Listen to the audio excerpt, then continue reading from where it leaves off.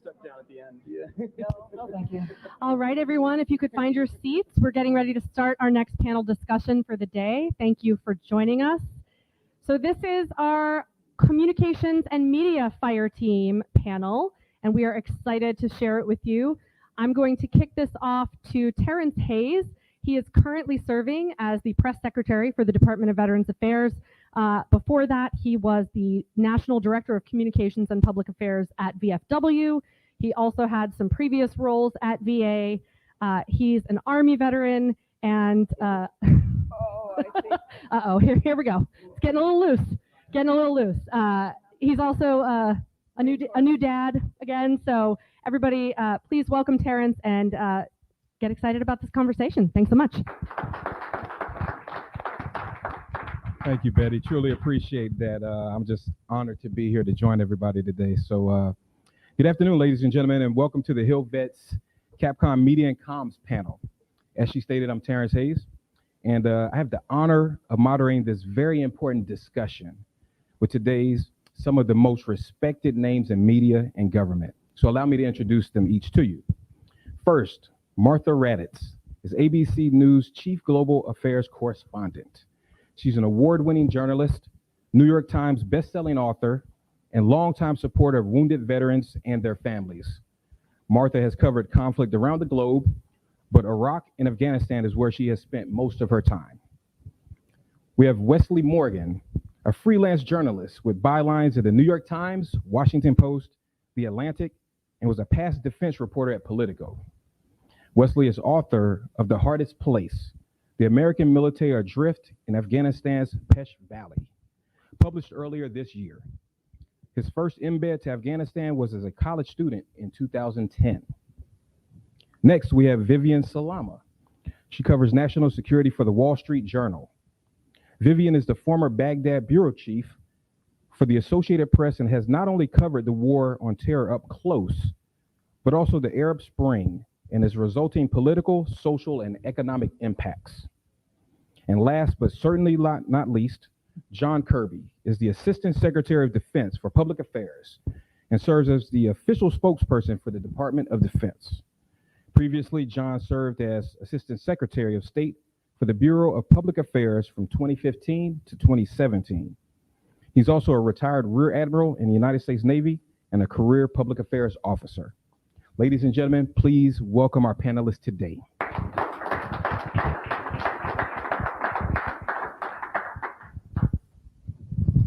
So we'll jump right on in this thing. So we've seen testimonials from service members who describe the feeling of being in combat, the tunnel vision focus, the hyper alertness, the adrenaline high. So Wes, in your book, The Hardest Place, you interview a number of soldiers who fought in the Pesh Valley. Does that square with what they told you? I interviewed, a lot of Americans, a lot of Afghans who either fought in the Pesh, lived in the Pesh over the years, and in the course of working on this one project for a long time, which I had the luxury of doing, it was really interesting to talk to American soldiers as they went back to Afghanistan for tour after tour after tour. There are guys that I had known for a decade by the time the book came out. It's been definitely interesting to see guys' perspectives on the war change, see their experiences in combat manifest in different ways in their lives. And that's something I tried to capture a bit of in the book. And Martha, just during your talks with interviewing several different service members, talking about tunnel vision, hyper alertness, that adrenaline high, what have been some of the thoughts that you've gained from some of the service members you've been able to come in contact with? Well, I think one thing about these conflicts, and particularly in Iraq, is that there was really no front line. I don't think people ever really felt safe. No one. It wasn't just infantry going out there and getting in the fight. No one felt safe, really, ever. So I think you not only saw the kind of adrenaline rush of battle and tunnel vision, and this is what I have to do, but it was always there. And that adrenaline was really hard to get rid of when a lot of people got back home, including for me and probably for Vivian as well, and Wes. I mean, it was constant, and you kind of learn to live with it. I mean, I can remember situations where, the first time a rocket landed wherever we were, and bracing yourself, and then the next time it was like, everybody's fine. That it sort of never went away, and it was more of an adjustment, certainly for them, coming back than in other wars. That was really an issue to me that I saw and tracked, and like Wesley, I have, and all of you probably have great friends who were in intense battles, but also people who were just intel officers or whoever, experiencing that as well all the time. And John, being a service member just like Wes, and obviously you hearing the stories of various service members, obviously leading it from a public affairs standpoint, how did this affect you, perhaps, leading that charge on the strategic communications front? Well, I think for me, as a communicator, it forced me to try to be more empathetic in how I talked about what was going on, and how I tried to provide counsel to generals and admirals about the policies that they were executing and the decisions that they were making, because you realize it's human. And I'm not a combat vet, but I certainly know many, and still have many that are friends, and I could see what they were going through. And so I think Michael Hare in his book Dispatches about the Vietnam War, there's a great line at the end where he says, even all war stories are just stories about people. So it forced me to remember that these are men and women. They're flesh and blood, and it just, as a communicator, it's so easy in my profession to just, here's the talking points, here's the dollar figure we're going to spend, here's the program we're buying. But in communicating over the last 20 years from various levels, it really forced me to consider the human element of what we do, and to be more empathetic in the words we choose, and the vehicles that we decide we're going to use to communicate. And Vivian, I know we've been talking a lot about service members, but as a journalist, as someone who's gone into conflict several times, how did it affect you? Sharing. I think I'm still trying to figure that out, and I've been back now for 5 years. I think one of the interesting things about being a journalist, I think like being a doctor, like being in the service, is that you don't really have the luxury in the moment to sort of process and be like, wow, that was really traumatic what I just encountered, and you kind of just plow through it. And I know from experiences where I've been in bombings, and it was absolutely the most terrifying thing in the moment. I mean, one time I remember I was so freaked out that my legs went out on me. I couldn't even hold myself up because I was shaking so hard. But you look around you, and the Iraqis or whoever it was in Yemen, it happened to me, and a couple of other places, and in Afghanistan, and you look at the locals, and they're sort of looking at their watches, being like, oh, I'm late to a meeting, and you're like absolutely terrified by what you've just encountered, and so you're forced to just sort of plow ahead and not really process what you're going through. And I remembered that actually recently looking at the service members who were outside the airport in Kabul, where after this horrible incident had happened and the suicide bomber took the lives of some of our service members, they went out and continued to do what they were doing and protect the gates and process people and get them through.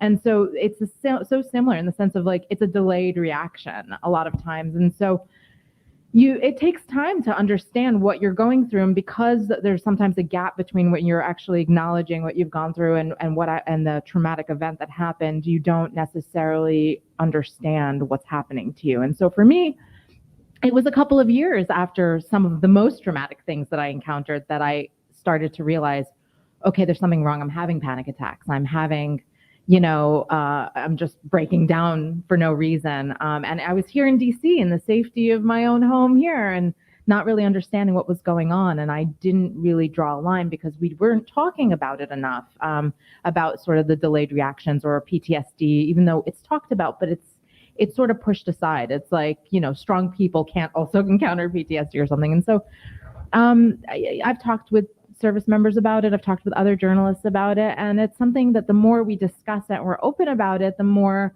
we understand that even, it happens to the best of us. And it's something that we sort of have to process and understand that we've gone through something traumatic, and we have to kind of live with it and try to find ways to cope. And we do it collectively. And so we understand what you're going through. Journalists go through it too. Sometimes we don't have the protection that the service members have of armor and gear and all that stuff, and the training. I mean, sometimes we're just going on the fly. Sometimes we're embedded with foreign fighters who, I don't have to tell you guys, are not always the best equipped and best experienced to handle these situations. So it can be scary. And so we understand what you go through, and we appreciate the sacrifices you made as a result. And Martha, is there like a personal experience that you had, covering conflict during your time? I mean, my most personal experience was my colleague Bob Woodruff was injured, and I think that's when it really kind of brought it home for me, and was badly injured and not expected to live. And fortunately, he's done amazing things and founded the Bob Woodruff Foundation to help the wounded. I think for me, and it's kind of what you talk about, the humanity, is that for me, I've always thought about our military service members and their families having it way worse than me. I mean, I have 2 children who are not children anymore, who are adults, but were fairly young when the war started. And explaining to them and wanting to expose them to service members so they wouldn't worry as much about me, in a way, because I was always talking about how much greater their sacrifice is, and that I can come home after 2 weeks, or I can come home after 3 weeks. So I think I always transferred my fears or whatever to say that it's not as bad as you have it. And certainly there were horrible experiences, and Bob being during that period, so many people getting injured. I also remember, because I talked to a lot of people at the time, like how crazy it is that there's no front line, that anybody, you're just go into your vehicle and you can get blown up, or you can walk down the street and get blown up, or you can do anything. But General Carter Ham had several deployments over there, and really terrible ones. I mean, a suicide bombing. I think it was the first suicide bombing by an Iraqi within the DFAC. And Carter is just one of those people who's just so together and so great. But we used to meet in the cafeteria in the Pentagon and just sort of have weekly meetings after that, because we'd both been in Iraq. And there was a time he sat down and he said, when I finally came home after my Iraq deployment, I saw my wife and kids. I didn't cry. I didn't do anything. He said, but 2 months later, when I finally got to see my dog, I don't know where the dog had been, and the dog ran out, I just started sobbing. He said, that's when I knew I was messed up. And he was one of the first, I think the first general officer to talk about that in a PSA. And it was, we used to have those one-on-one conversations. So it just, like Vivian said, it's so helpful to talk and to listen. And the humanity of all of this, and I think I have always tried to do that. After a battle in 2004, interviewed, and it was one of the first really intense ones after the initial invasion. And, they kind of lined up these guys to talk to me about this battle that I'd read about in Sadr City, and to ask them one question and have, soldiers, you're not stick figures, okay, break down and cry was extraordinary to me. And to talk about what they'd been through. And that kind of guided my coverage of the war, I think, from then on. And, and I always, I'd cover these battles, but then I'd go back to Fort Hood and cover the families. And I so wanted our viewers and readers to understand that they're just like you know, this guy just parked his minivan and then he was on a plane and he was in the streets of Solder City. So that's always been really, really important to me to understand it from a human level.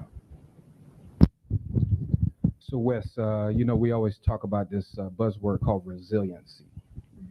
You know, what are some of the techniques that you use to remain resilient during, obviously, you know, kind of reflecting on your time in you know, combat? Wes was just too young to know.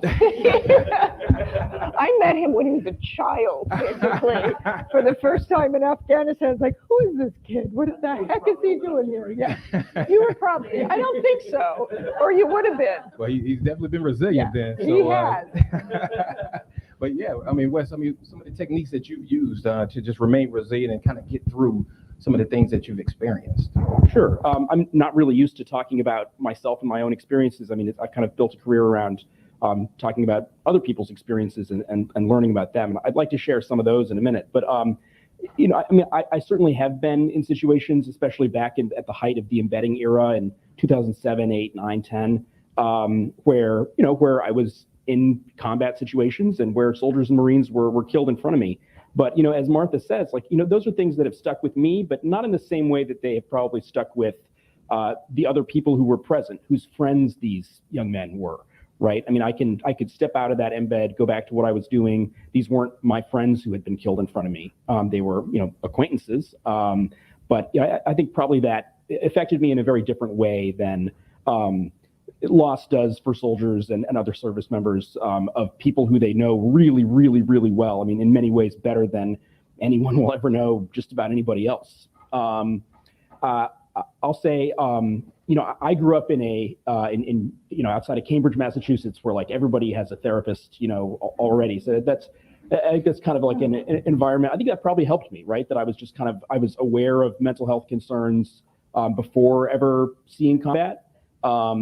You know, I had seen a therapist when I was in high school for anxiety and depression. And I think that probably really helped equip me to deal with some experiences in combat in a way that many soldiers don't, or at least, you know, didn't used to. You know, in the course of reporting about a succession of U.S. units that fought in the Pesh Valley and places near it, like the Korengal, some of the most kind of storied places for the intensity of the fighting that was happening there, it was interesting to see how different units approached mental health over time.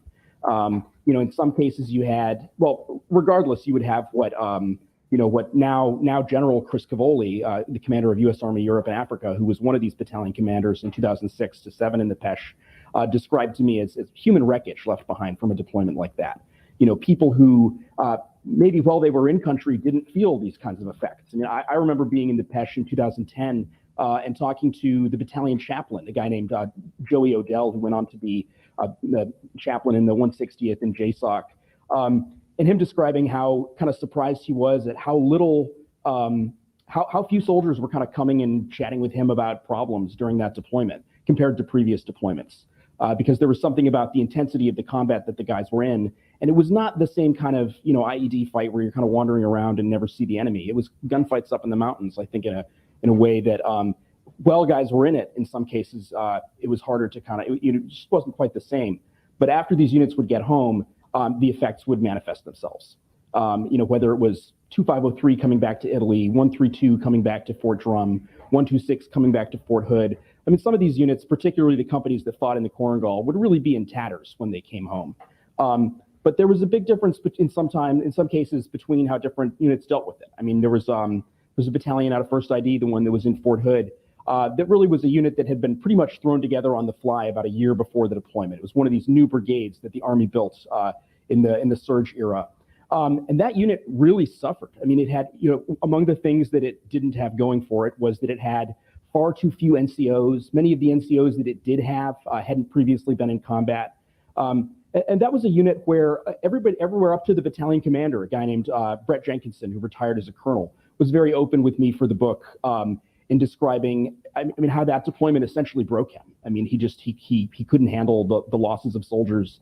And by the time that he left that deployment, he felt that he was a failure, that he had failed his men because, you know, so many of them had died. 18 of his men had been killed in the course of this deployment.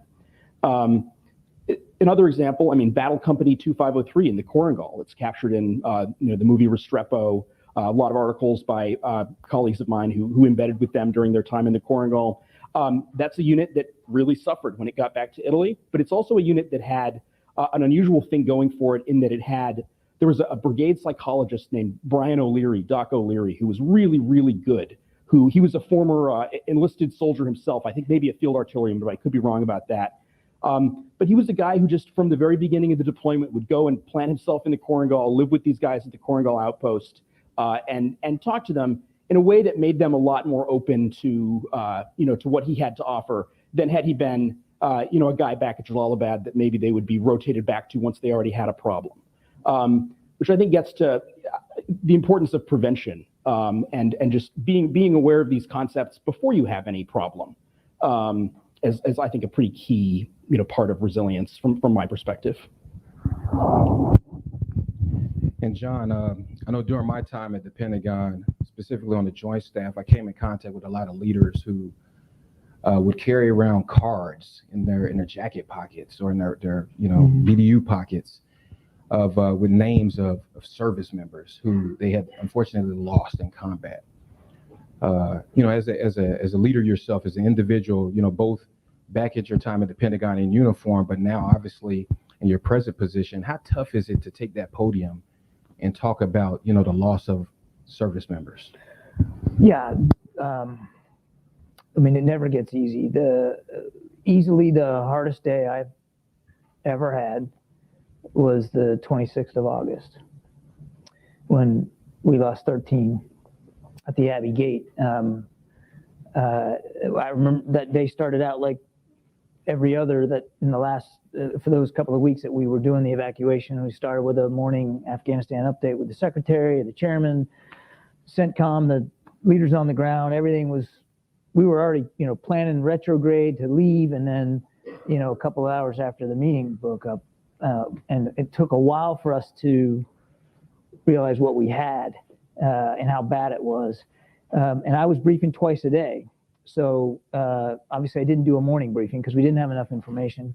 But in the afternoon, it never gets easy. And it again, back to what I said before, it forces you, and maybe this is in one way healthy, it forces you to remember the real high cost of conflict and that real lives are affected by it. And it does, I can't speak for every communicator, but it certainly tends to make me more humble.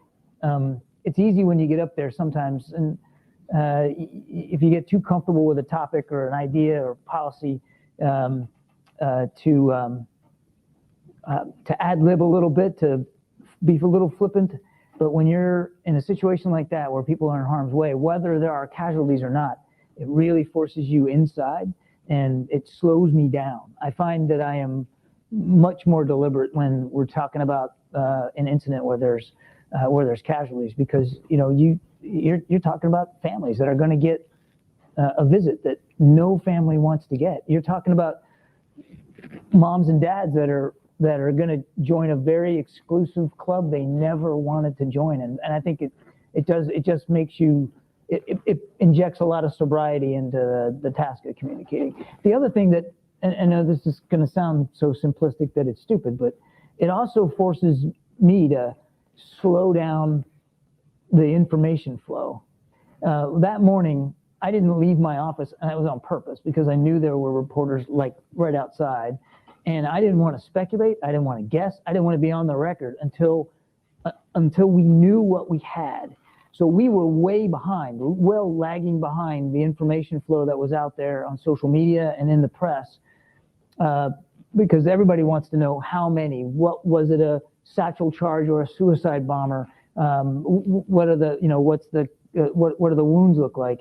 And we just were very, very slow and deliberate. We put out tweets until I briefed. It was one tweet and maybe a tweet an hour or less or longer, because we just didn't want to be wrong. We just did not want to be wrong. And of course, you always end up being wrong to some degree because all first reports are wrong, but we tried to be very deliberate. So it also, I think the best communicators, it teaches you to slow down, because you're talking about lives and families, and that's different than talking about aircraft parts and submarines. Can I just Yes, follow up okay. just quickly to I mean, John has such a heart, and you always know that when he's briefing. I personally think it's important, and there are some people during that period who I found myself thinking that person is saying this far too clinically. You're always, I know you're so genuine. In 2004, there was a brigade commander who was talking about their loss and talking about the families, and he on camera, I mean, was just uncontrollably sobbing and was so humiliated and freaked out, and kept trying to compose himself in this interview, and then was just calling me and you can't run that, I look like an idiot. And I'm like, no, you don't. And you did nothing. I by the way, I didn't lead him to that. How does it feel? He literally turned and said, you should talk about the families. And then that's when he broke down. So I said, it shows that you care. And it was, I think, Peter Jennings cried when he saw it. I mean, it was so powerful. And again, back to that humanity and back to knowing, I feel like I have really good radar when people really care. I've covered many secretaries of defense, and I can think of one who I knew went into Walter Reed and came out like, he could carry on with his day, where many are so stricken and really have to put that in a box afterwards. It's to me, it makes me admire people more when they are human. Obviously, that brigade commander, who is now a retired 4-star, did not want to do that, but I never ran it over and over and over and over again, but it was such a powerful reminder to America that commander cared enough about the families, about his soldiers, that it was authentic. And Vivian, embedding, just embedding in these units, becoming, almost like a member of that family, that extended family when you go on an embed. Can you kind of just share your experience of, your time being embedded and, what that actually meant to you when you were, part of those organizations? Sure. So I've had the privileged experience of embedding with the U.S. and I've embedded with a number of foreign militaries as well. And I would say that they are very, very different experiences, but also not so different in some ways. With the U.S., you have a level of professionalism. There was also a little bit of the U.S. likes to control the message when there are journalists around, and so that is not true. please ask me about the Navy shortly. Okay. So they are always very particular about what we see. Sometimes, obviously, it is out of their hands, but for the most part, you're with a very experienced military usually, and so. Surprises, thankfully, especially in, let's say, the last decade, were a lot easier to anticipate and sort of avoid things like that. I mean, and then, when we obviously withdrew in 2011 and then we went back in. And so a vast part of my Iraq experience was actually pretty unique because we were not kind of rolling through cities except for advise and assist initially, and then we don't have to revisit all that, but anyway, so it was a different kind of experience, whereas in Afghanistan I was a lot more often with U.S. forces and things like that, and so we got a little bit more of the sort of scheduled visit. We know where we're going to go. Hopefully it's going to be a 2-day trip or a 1-day trip maximum, and then it was all very structured.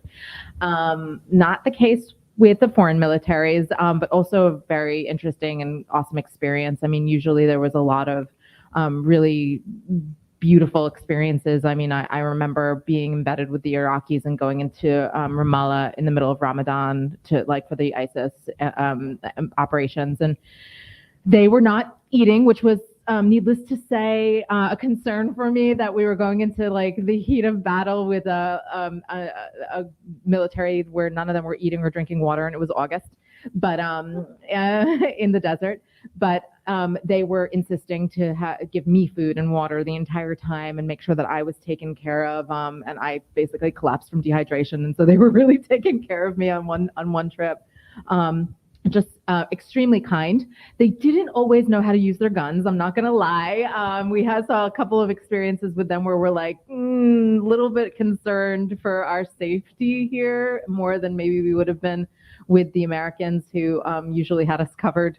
But still, like, wonderful people. The Americans were always wonderful people. You know, you're still in touch. There's someone here who was with me in Iraq who, you know, we all keep in touch, and it was a great experience. But also, we go through this together, and I've had experiences kind of to piggyback off of what Martha and John were just talking about, like, where I was here in DC and met up with a 3-star who was in Iraq with me, and in the middle of this great dinner where we were just kind of chatting and catching up, he completely had a meltdown, a 3-star, in front of me, just talking about Balad and what he experienced there, and sort of the trauma, the lingering trauma, where when you see a 3-star just have a meltdown in front of you, you just don't. It's real, and it's human, and it's beautiful.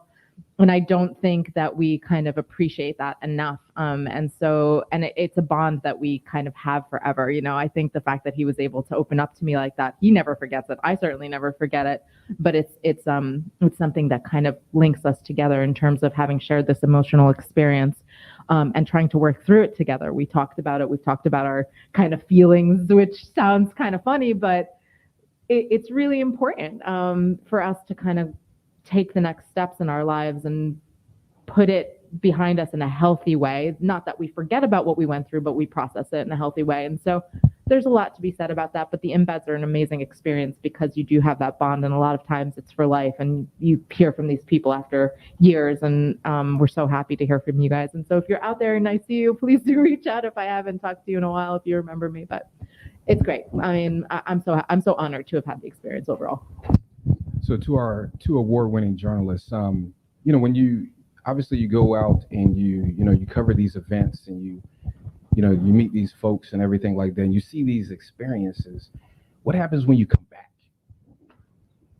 You know, I know what happened, you know, when I came back as a soldier, but what happens to our fellow journalists who, you know, you're out there, you're embedded, or you're covering these events, you come back home to the U.S. and then Just all write books. It's not That's always, what we do. We just write books. I mean, is there like decompression time? Is there, you know, what? I mean, I think you get used to it. I mean, Vivian was in a position where she was based there. I came back to Washington, and I felt like all these years I had a pretty unique position because I could see policies being made, and then I could go see the result of those policies. But you come back, I think at first it's harder, and then it isn't. And then you're off the plane and you're back in your life, and you know, like all these guys, I keep all these people in my life. It's important to me. It's important to me to be part of the Woodruff Foundation. It's important to me to be places like this. There's always that connection, and that does not go away. I had a pretty wild experience when I moved back in 2016 and was immediately kind of taken from Baghdad to the White House to cover the White House. And so I didn't really understand what I was going through emotionally. And like I said, sometimes you don't have the luxury of processing right away. And so what was so startling to me, and what I found was my experience in terms of maybe a PTSD kind of reaction, was when the travel ban happened in the early Trump administration.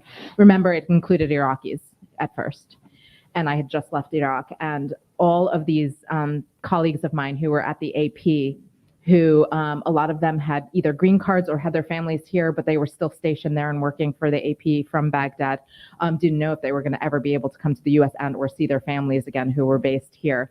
And so round the clock, I was getting calls, and I was just a couple of months back, and I was getting calls from these panicked Iraqis who just did not know what this meant for them and their families.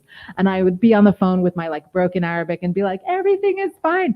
It's going through the legal system and everything is going to be okay. And then I would put the phone down, throw my face into the carpet in my bedroom and sob for an hour.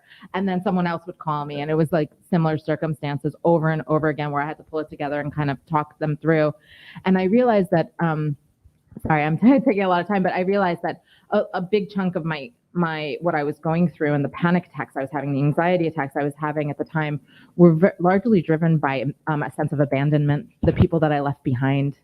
And it was only then where I realized it, and I didn't understand why I was so sad all the time, but it was that I had this luxury of I could pack up and come home, and they didn't have that. Even the ones who were, did have green cards, it wasn't so easy for them. They couldn't get jobs here, and they were there for a reason. And so I just felt this tremendous sense of abandonment. And then when the travel ban happened, it just really hit home for me, where I just felt so helpless to them at that point, more than even just picking up and leaving. And so it was a part of the process of what I had to work through. So you want to answer? Yeah, I mean, I think a little similarly to what Vivian was just describing. I mean, the past few months, I think, have been a really terrible time for a lot of American veterans.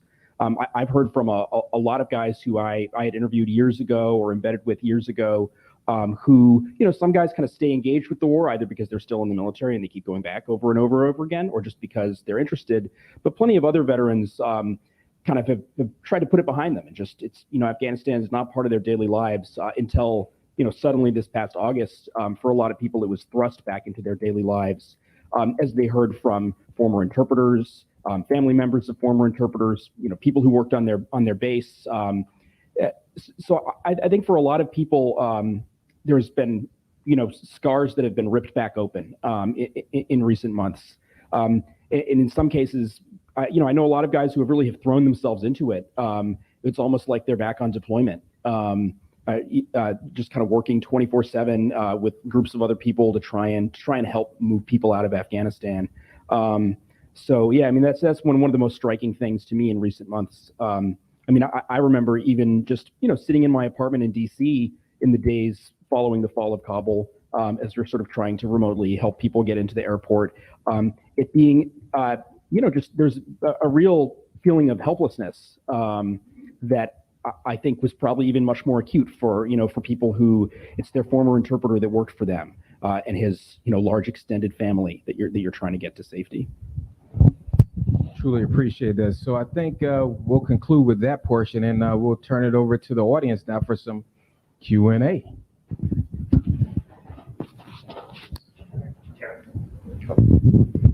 First question. Oh, I'm going to do it here. All right. Cabby, I'm not asking you a question because they'll think the fix is in. So this is a question. I'm going to pick up on something that Martha said earlier about being able to come home, right? And you've all talked about reporting on the families. But the difference is, even though you got to come home, you could come home after 2 weeks, you didn't sign up for this, right? All of us who served volunteered, right? So we could tell our families, this is our duty. We have to go because we signed up for this. You all didn't in that same way. So talk about how you talk to your kids about, and I'm sure that they may have said, but Mom, you don't have to go. You're not in the military. Why do you have to keep going back? So talk about the impacts on your families. I think we all did sign up. I mean, it's I was here on 9/11, and I was covering the Pentagon before that in peacetime. But and I'd been to Bosnia and been in some bad places. But like, on 9/11, during the day, I had that tunnel vision. I could do my job as a journalist, but at night, you're kind of a scared, pissed off American. So that drove me too, and that was one of the things that I talked to my kids about and made that comparison always. Like, they did this, it is my responsibility, and I'm passionate about this. I want to tell that story. And to describe it, I mean, again, nothing like you do. You can't go home. But it's right, we're volunteers for this too. But we signed up for it willingly and passionately, and it's what this kid wanted to do in college, and that's how I explain it to my kids to this day. To this day, I still go over and I still want to tell that story. It's important. If I don't care if 2 Americans or 1 American's mind is I don't mean I'm in the business of changing minds, but if you understand what's happening anymore around the world, if you understand what sacrifice and service is, and I always say I am objective about everything except sacrifice and service, and I am not objective about that. And my kids understood that. And again, like I took my kids to Walter Reed early on in the war when they actually let people in there, and the Christmas parties. And I remember my son was really quite young, and there was a really kind of scary looking injury. And the Marine who was in the wheelchair with this massive open leg wound, with things sticking out all over the place. I could tell my son could not look at it. I didn't want to say anything, but I just have such a wonderful memory of that Marine helping my son understand. And he's like, you got to see this. You got to see how this is put together. It's unbelievable. And by the end, they're best friends.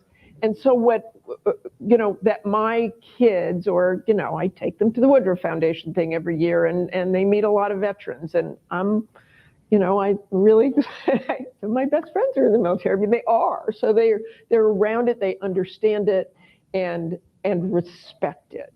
And, there was a period where we had sort of a family tragedy, not to do with that, but and lost someone, a young man, and my son was so freaked out and did not want me to go.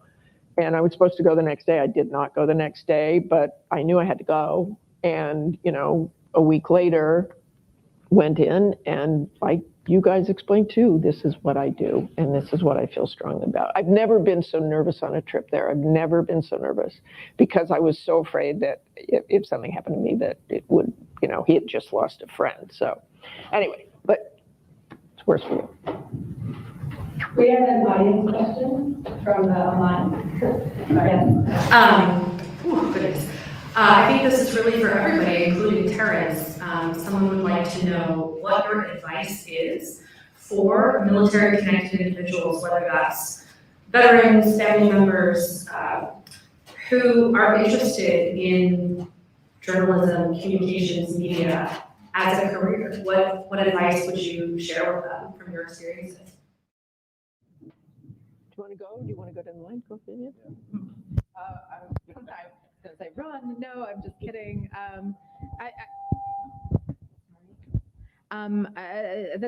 That's exciting that you're thinking about it, whoever you are. And I would say do a lot of writing, perhaps, volunteer to intern at local newspapers or television networks, because sometimes it's easier to get your foot in the door through an internship, which is unpaid, sadly, most of the time, although not at the Wall Street Journal, but it is, or ABC, there you go. That might be a great way to start. Also, if you're linked to any veteran organizations or anything like this one or something like that, maybe offer to do press releases or something in sort of the public affairs side of things, because you could get your foot in the door that way. Those are just a couple of ideas off the top of my head. Any of you? I think. Yeah, I know for me, I think I'm big on mentorship.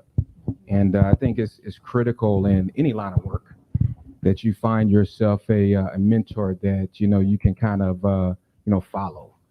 Someone who's been there, done that, and you're trying to reach that objective that they've attained.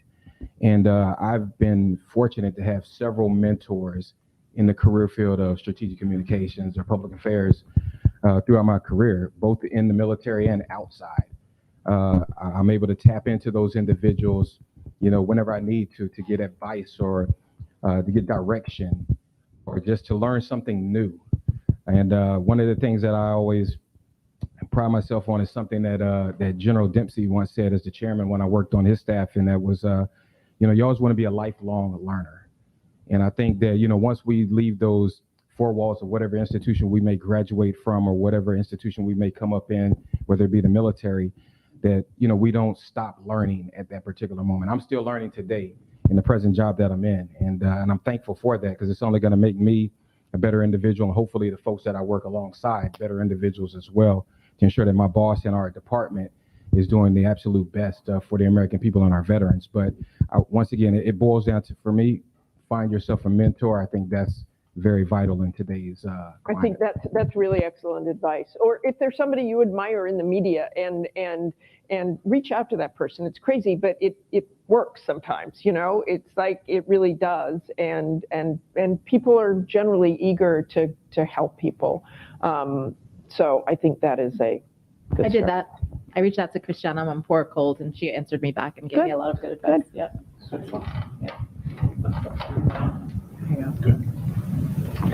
So my question is actually for the entire panel. As you guys look back through the lenses to where you are now, what do you believe was the biggest turning point in the aspect of how the way we report these monumental events and how the progression of technology has impacted the ability to get the news to the public, to the families back home, and just in general? You deal with the start, technology John? all the time.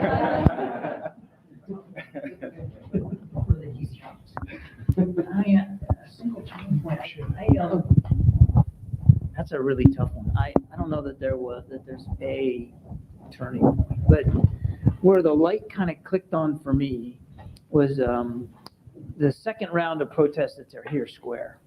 So this would have been, I think, 2012, and you might remember there was it was widely covered, but that there were young men in the crowd that were not there to peacefully protest, but actually there to assault and rape women. And they were using sophisticated hand signals to identify who their victim was going to be, and then they circle her, assault her, and in many cases take her off of Tahrir Square to do it. And what started happening after a little while was people with smartphones were watching this, and they were recording it, and they were getting on Twitter and tweeting what they were seeing. And pretty soon, these guys would their victim turn around a corner and smack run into television cameras and or security forces.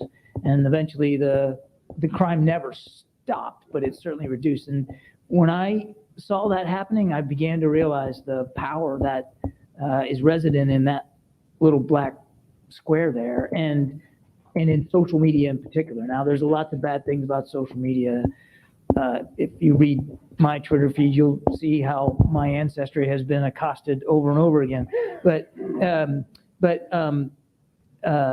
there is it showed me that essentially anybody can be an initial observer of historic events and document them. I'm not calling them reporters. That's not fair, because being a reporter is a completely different thing. But the word of an event, the news of the event, can get out so much faster now and can have such an outsized impact because the speed with which it's traveling. And so that, to me, that was I don't know if it was the turning point, but it was a moment where I began to rethink the way I did my job.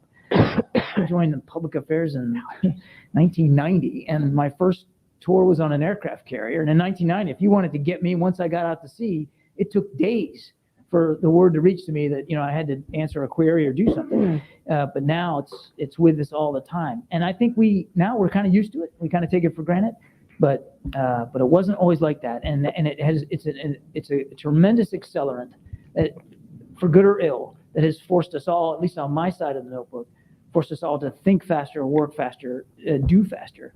The trick is being able to force yourself to slow down, like I mentioned the other day, certainly when you're dealing with human casualties.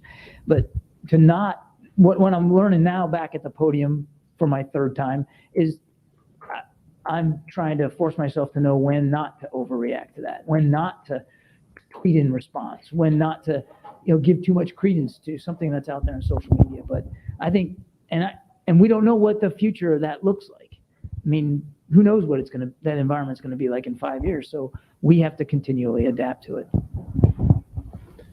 The former executive editor of the Washington Post was once asked what he thought of citizen journalists. And he said, I don't know, what do you think of citizen brain surgeons? So but it is like everyone is a journalist now, right? Whether they and there is impact. I think that's good advice. You can't overreact to that stuff. And it also, it changes. For me, it was when, instead of the paper, it's online. And I love it. I never read the paper anymore. But what it does, and what I worry about for a generation who never saw that the most important thing was above the fold, now you don't really know what's the most important thing because it's rolling by every 15 seconds. I had some young guests from LA at my house this week, and I'm how do you get your news? How do you? I mean, they never look at the mainstream, never. And it's aggregated, and it's like, how do you know that it's, you really should be reading about this, or you really should be reading about that. And it's the menu that is so important in news to me. Like, it's fine. I'm going to read about Dancing with the Stars too, but I'm going to leave my dessert till the end and get the entree and get the vegetables, but you can still get to dessert. And I feel like dessert is heavy these days. It surprises me sometimes what will go viral and what I'll have to react to. You would think it would be a thoughtful piece by Eric Schmidt of the New York Times, on the airstrike on the 29th of August. No, it's some ridiculous thing that somebody you don't even know tweeted. It just went viral, just picked up and ran. And that's what you end up getting asked about. That's what you end up getting forced to react to. It's surprising me almost every day. And you also have to make sure that everything is authentic. It's real. I mean, that's the whole nother layer. Which is really hard. Which is really hard. I mean, and people try to trick us. I mean, it's crazy. I don't feel that terribly guilty if that happens, because it's like, wait a minute, how was I supposed to know that this guy, and it's not happened to me, and hopefully it never will, but it's a tough environment. It really is. So I realize we're running up on time. I want to steal the last question, if I can. What? I can't. She's had her hand up the whole time. But for this question, okay, thank you. The journalists on the panel, all of you have been in positions where you have covered conflict. In the separate works that you've done after Martha's book, Vivian's book, Wesley, your book, you've had the ability to talk to people that were not on the lines, that were not combatants. And I'm just wondering, through your experience in telling those stories, how your concept of combat changed when you're talking to family members, whether they be surviving family members or those that were able to welcome their person home, how that changed the concept of this conflict for you. Are you talking about non-combatants in those countries, or non-combatants in the home really, front? The home front, really, just the military connected one. So long road home. So I mean, I think I'll be very brief, because I think I answered that a little bit. It changed it dramatically. I mean, and to me, it changed. It brought the story home, and that's where the sacrifice was. That's where the sacrifice is.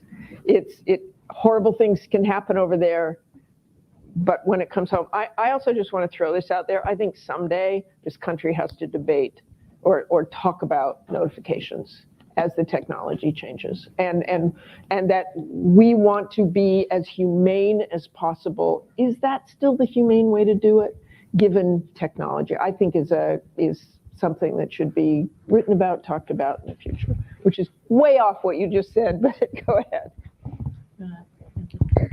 Sure. I mean, I know you meant non-combatants here at home, and I do have some experience talking to family members of units that went through it in Afghanistan.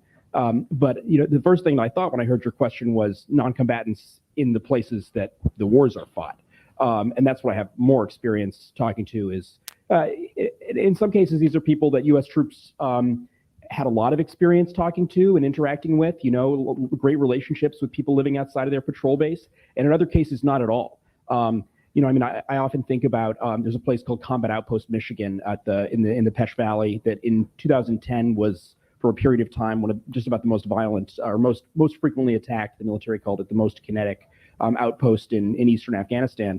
And it was a horrible place for soldiers to live for a year, But there was a village right outside it called Candigal, and the people who lived there weren't living there for a year, right? They had lived there their entire lives.